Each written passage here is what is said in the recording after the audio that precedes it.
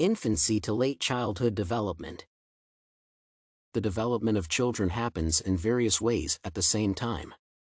Different aspects of this process are not reliant on the completion of another, and, instead, they occur simultaneously. Although physical growth and maturity are the most obvious signs of development, children can also grow cognitively, socially, sexually, and emotionally. This paper aims at reviewing information regarding the growth and development of children between birth and 11 years of age, from infancy to late childhood. It will also consider the works of Piaget, Bowlby, and Ainsworth and how they intersect with this period of life. The first sphere of development is the physical aspect that occurs in several ways. For instance, when I was born, all I could do was flex my arms and legs. Between 6 to 8 weeks, when I lay face down, I could raise my head at an angle of 45 degrees. By the age of 6 months, I sat without support, and at 9 months, began crawling, and a month later, I could stand but with the support of a table or chair.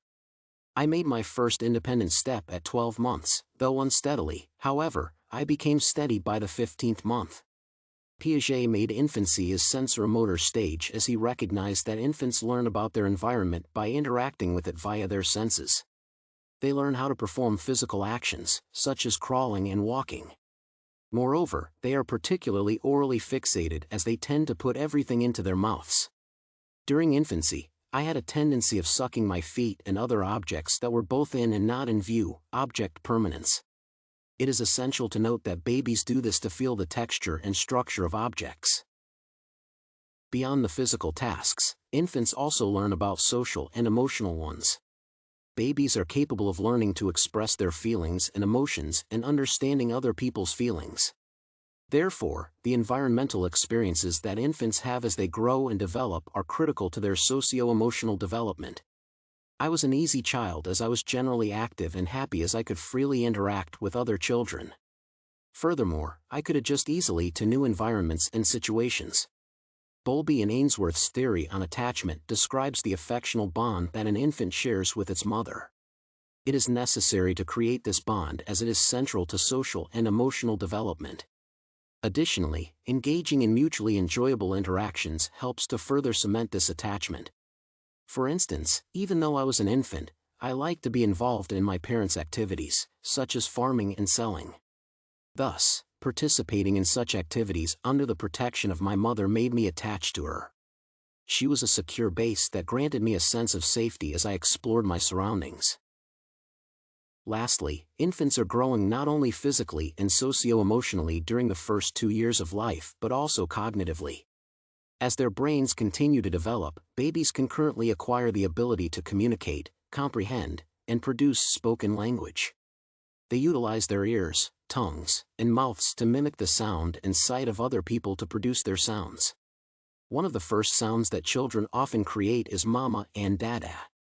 However, it is necessary to point out that, according to Piaget's theory of cognitive development, during the sensoromotor stage, children explore with sounds and language, which is reliant on the auditory aspect. Infants do not consider the meaning but only create sounds. Nevertheless, in the concrete operational stage, they start to think symbolically and learn to use words to represent objects or people. For instance, when I first said mama in infancy, I kept calling every girl that I met this way. However, a few months later, I was able to identify her as my real mother and only called her mama when I saw her. This exhibits the change in language development that occurs between the sensoromotor and pre-operational stages. In conclusion, infancy is regarded as a period of intense development.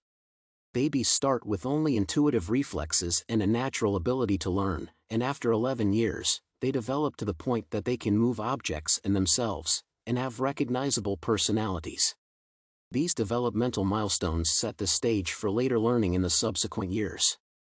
However, it is important to stress out that their environment influences infant development at every level. Children progress toward the various milestones via interaction with the physical environment comprising of their parents and the world. Therefore, any external interference might have an adverse impact on their ability to progress smoothly.